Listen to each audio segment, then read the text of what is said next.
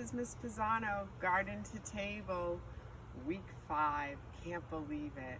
So this week we're highlighting the herb, the dill herb, and behind me, we'll go in a second, the lavender.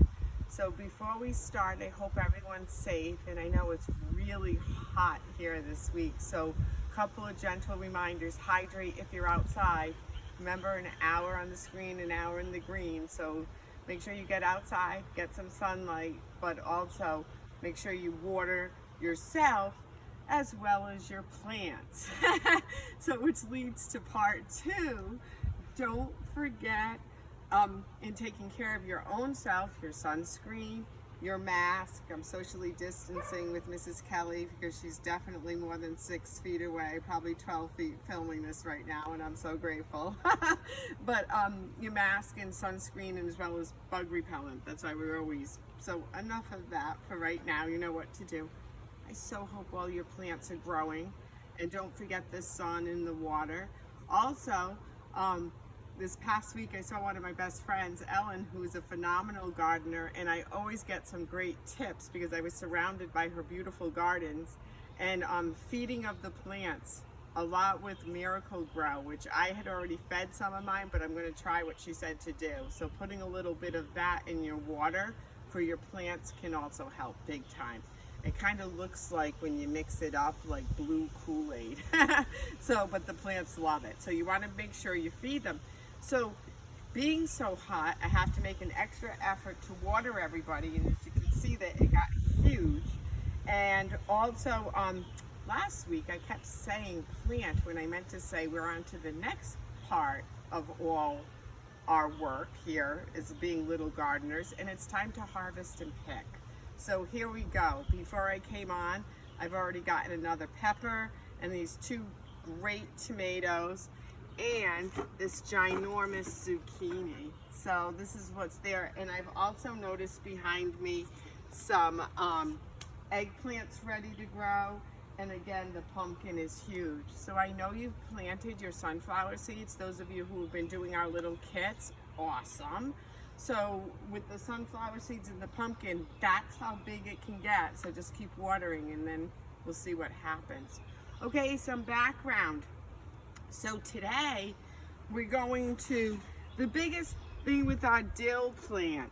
And when you hear the word dill, most of us think dill pickles, and you're exactly right. It's using, we actually have cucumbers here too. It's using cucumbers with the seasoning of dill. It smells heavenly, and it's fermented, and it's a process, so that's where you get dill pickles. So today with Mrs. Kelly, you're going to make a delicious dill rice, and you're going to be using that. The folklore again, magical properties with the Egyptians being used with their doctors, and then magical properties with the magicians during the Middle Ages, but Americans always think of dill pickles. So anytime I think of this herb, I think of it that way. Dill isn't necessarily a perennial, so just throwing in a quick vocab word there. I believe it's an annual. So out of all of my herbs, which are going to keep popping up, okay, remember our rosemary, and we're going to go talk about lavender. This one only pops up this year, and then I'll have to buy another one next year and plant it in.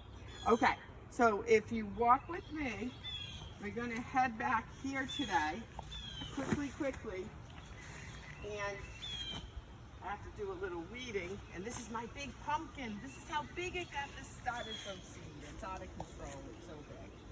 But I have lavender. So my second herb today, and this is going to be part of your kit, you're going to be making lavender satchels. So the word satchel is like a little cloth container, and what you're going to do is put inside the dried flower of the lavender. This smells heavenly. It smells, lavender is known for its aroma, and that means it's scent. You can use it in cooking, but it's primarily used because it has more of a perfume taste. So it's primarily used in what we're going to make satchels, candles, a lot of your soaps and body lotions is lavender. And what makes it, besides smelling fantastic and being really pretty with the purple flowers, which are a little dried right now, it also has the healing powers of being really, really calming. So if your body is taking in that scent, that's why today we're going to make the lavender satchels. That's the side effect and the positive of what this herb can do for you. Okay, friends, so give me a second and we're going to transition, and I'm going to show you today how to make our lavender satchels. See you soon. Hi everybody, Miss Pisano here. Okay, we're out of the garden, and now we're going to talk about, for week 5, your lavender satchel kit. So what you're going to receive connected is a bag of the dried lavender. And as you can see, it smells heavenly. Oh, it's so strong, the scent. And I'm just going to put it on this white piece of paper so you can see. It's all dried, the petals of the flower of the plant. And that's what we're going to use to stuff our little satchel. So in our other bag, you are going to receive just a little Dixie cup and a satchel pouch. Your job is, you're going to take the Dixie cup, you are going to fill it with some of your dried lavender. You're going to open, you might want to do this either over the bag or over a piece of paper that you can reuse in case you overload. And then you just fill the satchel up. Well, it's kind of stuffed. Oh, I think I just got enough. Perfect. Close it tight. Do a little tie. And then you're good to go. We also might be using this satchel is kind of like a silk organza, so it's see-through, and this one is a burlap. If we can find it, I'd love to send this along. So hopefully there'll be 2 for you to fill. Now, once you have filled these, this is others that have been done, you can use these as gifts, or you can use them under your pillow. That's part of the folklore with the lavender, that if you put it under your pillow, it's supposed to, again, anxiety, stress, sound sleep. It's supposed to be really, really good for you. Just make sure your little furry friends don't get into it. I don't believe it's toxic, but like catnip, I have a cat, so a lot of their little toys are stuffed and it feels the same way. So just make sure little furry friends or people don't get in. Okay, I hope you enjoy. Have fun creating. See you soon. Be safe. Oh, and hi boys and girls, welcome to Garden to Table week 5. I'm Mrs. Kelly. So as always, I'm just going to walk you through the plan for this week. First and foremost, you want to make sure that you are getting a parent's permission before you use anything in the kitchen. And this week we are using the stovetop. So you need to make sure it can certainly be dangerous. It can get very, very hot. So I want you to make sure you have parent permission. And if possible, please have a parent in the kitchen with you because we want to be safe, safe, safe. Second off, we want to make sure that we are washing our hands as always. And I had already washed my hands, so I'm just going to do a quick one. But as a reminder, please make sure that you are doing it for about 20 seconds, which is about the length of the ABCs or Twinkle, Twinkle, Little Star. So I'm going to go ahead and dry my hands. So once your hands are washed, I'm going to walk you through this week's recipe is dilled rice. Our herb of the week is dill, as Miss Holly mentioned. So in your bag, you should have received your recipe for dilled rice. 1 1/4 cups of chicken broth. This will be in a Ziploc baggie for you, and it will be completely closed, so there should be no leakage. 1 tablespoon of butter. 1/2 teaspoon of onion powder, 1/2 cup of long grain rice, and your dill. So first thing that we want to do is turn on our oven. Again, please, parent permission, have a parent in the kitchen with you or an adult, and we're going to turn on our oven, our stovetop. I would suggest on this stove, this is an electric stove, you could have electric or gas. Don't put your stove on the highest setting. You can see on this one, it goes from 1 to 10, from 1 to 9. 5 is about in the middle. you want it on about a medium heat. If you put it any higher, you could potentially burn your rice, and we do not want that. So you want to let your pan heat up for about a minute. And then the very first thing you're going to add in is your butter. And you're going to use that butter to help to brown your rice. So you can use a spoon to get it out. It will be kind of stuck in the container. You can use a butter knife. Just again, make sure we're being very careful when we're using kitchen utensils. You can hear it's already started sizzling a little bit. So we want to melt that butter. And then once that butter gets melted, we're going to add in our rice. Now, the handle should not be hot, but if you want to be extra safe, you can certainly use an oven mitt. That's completely up to you, but the handle should not be hot. If you do have a pan with a metal handle though, you do need to use an oven mitt. So please, again, make sure we're being careful. And you can see I'm melting that butter up. So you can see the bottom of my pan is coated. The rest of my butter is still melting a little bit. But I'm gonna go ahead and add in my rice. And with this, you wanna make sure that you are stirring constantly, because if you let it sit for a second too long, it could burn. So make sure I'm gonna spread it out. You don't wanna put it in all one big clump. So I wanna spread it out so it's across the whole pan. And this is long grain rice. There is long grain rice, there's medium length rice, and there's short rice. Long grain rice is much, much longer than it is wide. It's about 4 or 5 times as long as it is wide.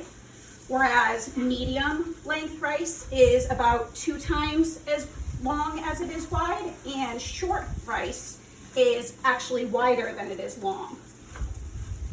So you can see all of my butter is melted now, and I've started mixing that together. I do consistently want to mix it, but my ultimate goal is to get this to a very light shade of brown. So if you kind of think about your biscuits and how you got a nice golden brown on that, that's kind of along the lines of what you want with your rice. And make sure, again, don't keep it in big clumps because it's not going to cook right. Spread it out the best you can.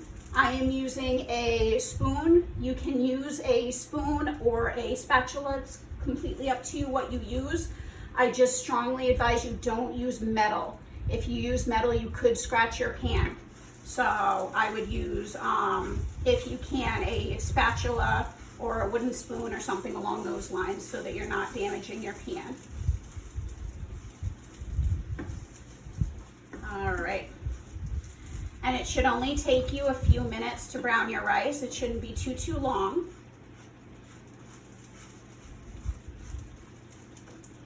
And again, keeping that spread out, I'm actually going to put up my heat a little bit. You want to start lower rather than higher. If you start high, again, you could burn, but I'm seeing that this is cooking a little slowly. So that's why I'm putting that heat up. And in a minute, if I'm seeing that it's still cooking a little slowly, I'll put that heat up again.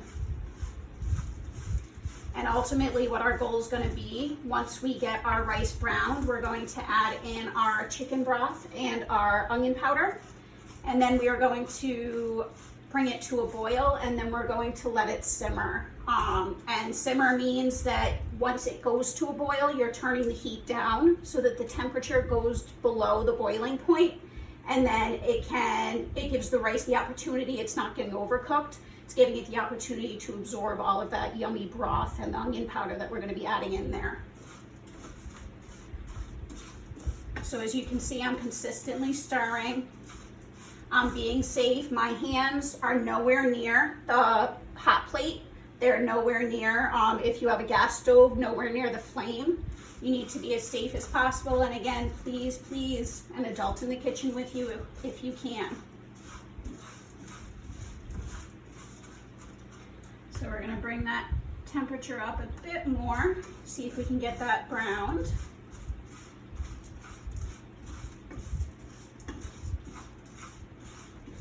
And again, you're just looking for a nice light brown color. Make sure that your rice is spread out. You don't want it in those clumps.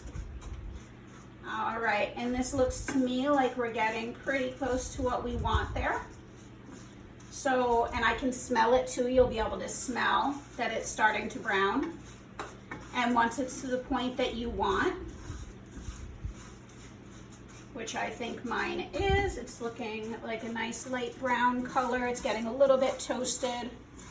So what I am going to do now is I am going to slowly add my chicken broth. Now my pan is hot, so the chicken broth, if I add it all at once, it could pop and sizzle and it could burn me. I want to be as safe as possible. Now your chicken broth is in a baggie. You don't want to open the whole thing because then it will all come out at once. You just want to open the corner. And then once you have that open, very, very carefully, a little bit higher, and just slowly add in that chicken broth. If it starts to get too hot, take a step back, let what's in there sizzle for a sec, and then you can add in some more. Just make sure you're being very, very careful. The steam can be very hot. It could splatter back at you. Please, please be safe in the kitchen. Okay, your health is the most important thing. Okay, so I've got my chicken broth in there, and now I'm going to add my onion powder. Now you have half a teaspoon. You may not need all of that. That's completely up to you. If you like the flavor of onion, add it all. But if onion to you is okay, you don't have to add it all. You can just add some. I personally like it, so I'm gonna go ahead and add the whole thing. But again, that's completely up to you. And then I'm gonna stir this. And chicken broth or chicken stock is actually made. You boil your chicken with different spices and with different vegetables, and then you strain out the broth, and that's actually what we're using, is just the broth from that cooking process. And it has a very nice salty chicken flavor. So the goal here is to bring the mixture to a boil. And a boil, you'll know that it's boiling when you're seeing those bubbles come up. And you can see I do have those bubbles coming up. They're not quite as big as I want them to be. I want them to be a little bit bigger, so I'm going to give it another about 30 seconds or so. And you can listen for it too. As you can see, my bubbles got bigger. And you can hear that. So that tells you that you are at a boil. You're exactly where you need to be. So what we want to do is we want to lower our heat. And it says in your recipe, reduce to low. So we're bringing it down to a low temperature. I'm going to go around 2 or 3.